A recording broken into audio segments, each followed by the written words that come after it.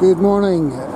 This is Belfast, very busy, Stranmillis Road, students walking up and down, and this is the FRIAR'S Bush ancient cemetery on Stranmillis Road, and you've probably walked past this or driven past this and never thought what's behind the walls. And this is all the information board stuff about the cemetery.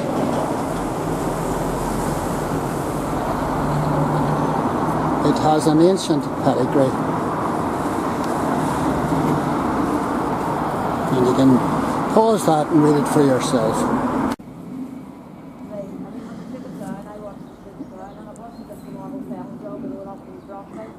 All the branches have to be lowered down on the rope, so they're all brought down in sections. It took about 3 days to get the tree down, so they had to be able to be careful because of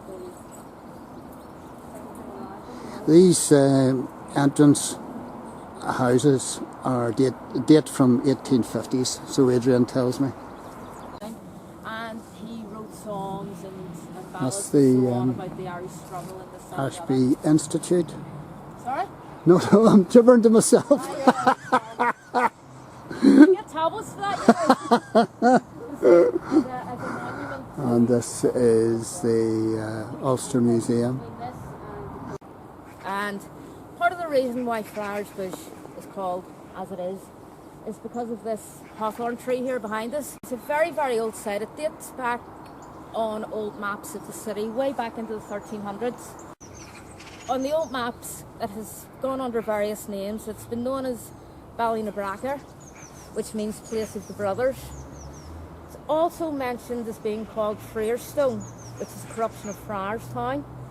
And on one map in particular, it's also listed as Capella de Kilpatrick, which means Church of Patrick, Very, very tenuous connection to St. Patrick, and St. Patrick's patron saint of Ireland, and if St. Patrick was everywhere he was supposed to have been, there wouldn't have been a square inch of land that he hadn't put a foot on.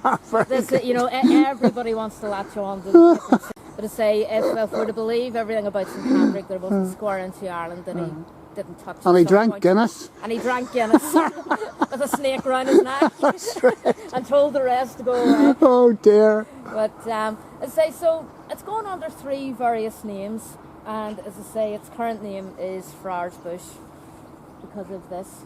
Now, the reason they think there's some sort of religious worship on site at that point is on the map there's 3 little circles that may represent some sort of dwelling. Never a church, as far as the scholars know. In 1691, the English crown brought in what was known as the penal laws. And they were in existence right up until around about 1798 or thereabouts. And what that did, it put terrible restrictions on the Catholic population. FRIAR'S Bush was one of the mass stations whenever Catholics couldn't worship in public. And so the legend goes that the priest came on the Sunday, and as he was finishing off and dismissing the congregation, a member of Chichester's militia shot him from the road and killed him. And the story goes that the congregation buried the priest at the base of the hill here, and on his grave sprung up the thorn tree, hence the FRIAR'S Bush. The cemetery itself is about 2 acres,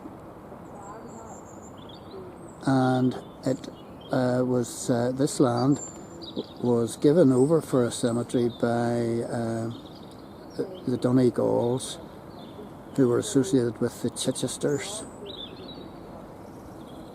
And the Donegalls lived in Ormeau Park, so they were bigwigs about this time. 1717. Yes. Oldest grave, right? The oldest grave. That we know of. That we know of. Any particular reason for that sort of... Yeah. The sigil, we think, is a guild marker. which would indicate whatever Thomas's trade was. Now, as you can see, there's like a pair of sheep shears, for the want of a better Ah, word. right, or right. even- or maybe cloth shears. Yes, yes, Do you yes. think this may be Rope. a representation of a cabled rope? Yes. And at some point there's been some sort of metal disc here, because there's little holes here for screws. sort of a wee plaque. So we think there might have been like a donut-shaped disc or something here. Right. Those that have done some research on the cemetery have gone through all the guild books and dating back to that period, and there's no guild markers that have this combination. And this headstone dates from the 1800s, and look at the craftsmanship involved in this Celtic cross. I don't know if that's coming up for you.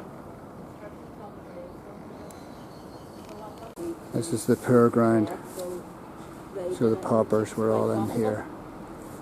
This area is known locally as Plaguey Hill, and the reason for that being that twice it has been used, well, two main occasions. In 1832 and in 1847 was used to inter victims of outbreaks of disease. In 1832 there was a very serious outbreak of cholera. In fact, all over Europe during that period cholera was rife, you know, right through England, into France, Germany, Holland, and right across. And so it wasn't just sort of here, but the cholera victims had to be put somewhere. So Friar's Bush, being still very much on the outskirts of the city at that time, or the town, was the ideal spot.